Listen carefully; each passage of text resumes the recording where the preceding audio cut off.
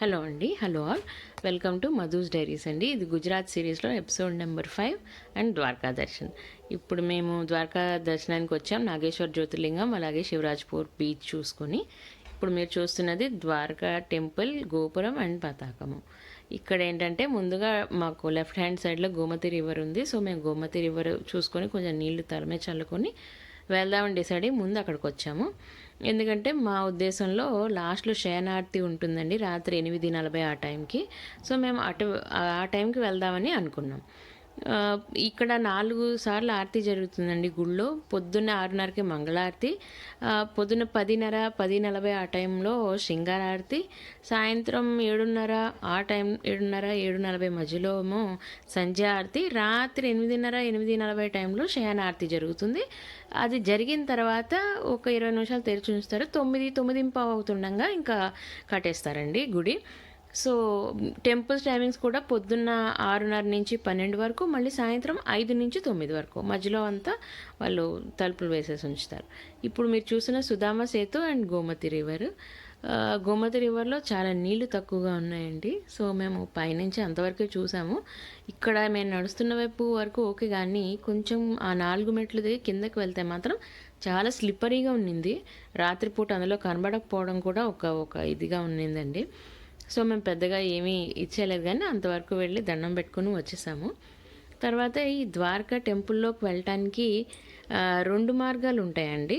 ఒకటేమో నేను ఇప్పుడు మీకు చూపించబోయే రోడ్డు మార్గము. అంటే మొత్తము ఇదేంటి రోడ్డు ఉంటుంది, కొంత ఎత్తులో ఉంటుంది, కానీ అందరు నడవగలుగుతారు, ఈజీగానే ఉంటుంది. ఇంకొకటేమో ఒక 60 మెట్ల దాకా ఉంటాయండి. 56, 60 మెట్ల దాకా ఉంటాయి. దాన్ని స్వర్గద్వారం అంటారు. అటు సైడ్ నుంచి కూడా వెళ్ళొచ్చు. ఈ రోడ్డు మీద వెళ్ళేదాన్ని మోక్షద్వారం అంటారు. ఆ గేట్లోంచి కూడా వెళ్ళొచ్చు. ఎటు వెళ్తే రెండో వైపు నుంచి బయటకు వస్తారనమాట. సో మేము మెట్లు ఎక్కి వెళ్ళాము లోపలికి, ఎందుకంటే మా ఫ్రెండ్ చెప్తుంది. ఇక్కడ మేము ఇంకా టైం ఉంది, మేము వెళ్ళేటప్పటికి 7:30 టైం అయింది, ఇంకా టైం ఉంది కదా అని చెప్పి ముందు అక్కడ అంతా స్ట్రీట్ షాపింగ్ అది చేసామండి.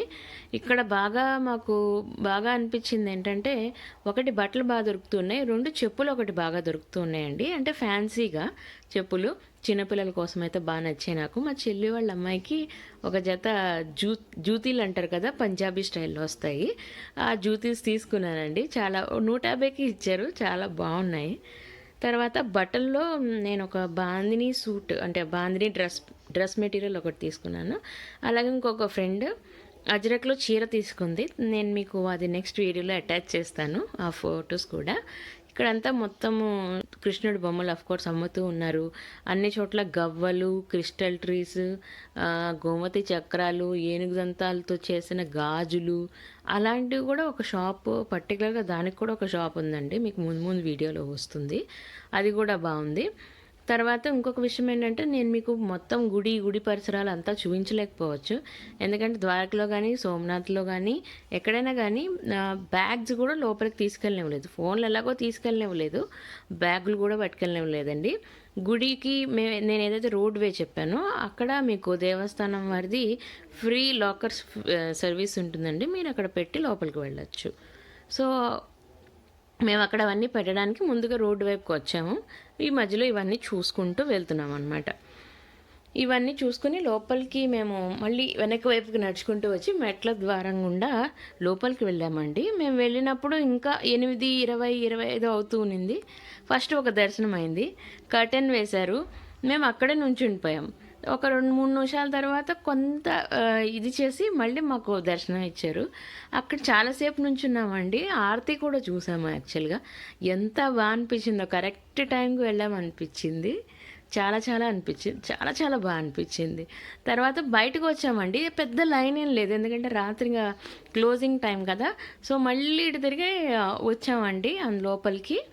మళ్ళీ ఇంకో దర్శనానికి వెళ్ళాం. ఇక్కడ ఈ ప్రభు ప్రసాద్ అనే ఈ స్వీట్ షాప్ ఏదైతే ఉందో దీని ఎదురుగుండా, ఇప్పుడు మీకు వస్తుంది నెక్స్ట్ విజువల్ అదే, దీని ఎదురుగుండా ఉన్నదే మీకు గుడి వాళ్ళది లాకర్ ఫెసిలిటీ అండి.